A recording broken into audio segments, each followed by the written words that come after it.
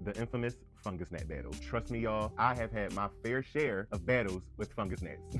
A lot of the plant fans out there are still battling fungus gnats, and I just simply can't have that, y'all. First of all, let's identify where fungus gnats even come from in the first place. Fungus gnats come from overwatered soil, contaminated potting mixes. I'm going to touch on that a little bit later. Might hurt a few people's feelings, but listen, it wouldn't be me if I wasn't real. Adult gnats are attracted to moist soil, like very, very soggy soil. They use it to lay their eggs, which then turns into larvae that feeds on your plant's roots. They also often come through new plants, like if you bought any plants from a nursery recently or a big box store, if you compost, or even if you have the damn window open. Oh, and they love sugar. Love, love, love sugar. So if you have like any ripened fruit, especially in the summertime, that summer heat, you might want to pay attention to that. You might want to throw out your fruit if it's starting to go bad. Let's start with number one, biological control. You have a plethora of options here. So just follow me, I'm gonna get you right. From Drosera to beneficial nematodes to pinguiculas, all of them are heavy hitters when it comes to fighting fungus gnat. Drosera has these sticky tentacle-like hairs that catches insects. Once the insect is caught on the Drosera's tentacle, it curls its leaf inward, consuming its prey and digesting it. That prey then becomes food and nutrients for your Drosera. Similar to pinguiculas, they have succulent-like leaves that are sticky on both sides. The look and smell of the sticky sap for both the Drosera and the pinguiculas are what attracts the insect. When a fungus gnat lands on a pinguicula's leaf, the same phenomenon happens. It gets consumed and it gets digested. Then it gets turned into food and nutrients for your pinguicula. Then you have beneficial nematodes. They control fungus gnats and larvae by acting as microscopic parasitic hunters that enter and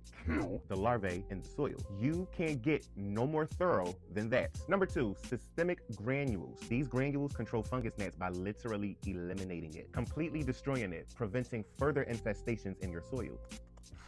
However, I wouldn't be me if I wasn't true and real with y'all for a second. There's controversy surrounding systemic granules because of the chemical that unalives the insect. It has this chemical called imidacloprid neonicotinoid, which is a highly toxic compound that's basically harmful to everything, both the bad bugs, the beneficial bugs, and on some occasions, even the nutrients in your soil. This also kills off the pollinators that we need in our garden. Environmental persistence is also a big issue with this. This means this specific compound can stay in your environment for an extended period of time, further causing potential harm. It's also toxic to pets. So if you have a dog or a cat that like to chew up on your plants, like they ain't got no damn sense, I don't think this is the type of thing you should put in your plants. So if I were you, I would do research to see if systemic granules can work for your specific situation. Number three, mosquito bits or mosquito dunks. This is actually one of my most favorite methods to use. It helps by introducing natural bacterium into your soil, which then goes to destroy the fungus gnat larvae. It actually acts as a larvae-specific pesticide, so it's largely used to break the reproductive cycle. It's also safe for plants and pets. Next time gnats are giving you a problem, steep them a nice bowl of mosquito bit tea.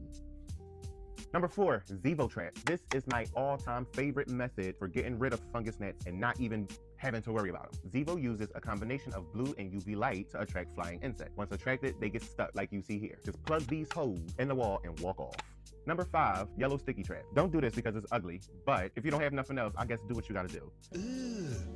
Flying insects are attracted to light, and with a color as bright as yellow, they just literally can't resist it. Number six, diatomaceous earth. This is another method I like, but it comes with one big caveat for me. It acts as an all-natural, non-toxic abrasive that shreds the exoskeleton of any soft-body insect, and it causes fatal dehydration. If they walk across it or they try to come from below, they are cooked.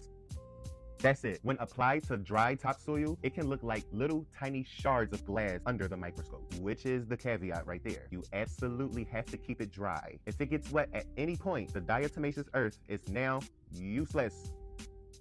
Immediately ineffective. And last but certainly not least, number seven, stop buying everybody damn soil. Hey, yo, what the fuck? Stop buying everybody's soil mixes, child. Y'all ain't never heard y'all parents or y'all aunties, y'all cousins, and nobody say, oh, I don't eat from everybody's house.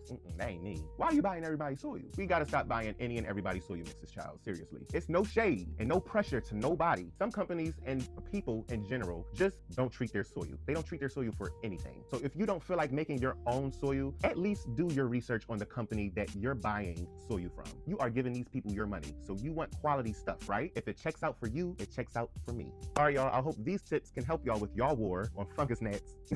I'm rooting for all y'all, I promise. It was a long battle for us, child, trust me. Comment down below if you're familiar or use any of these methods that I just displayed. I would love to hear your fungus gnat battle story.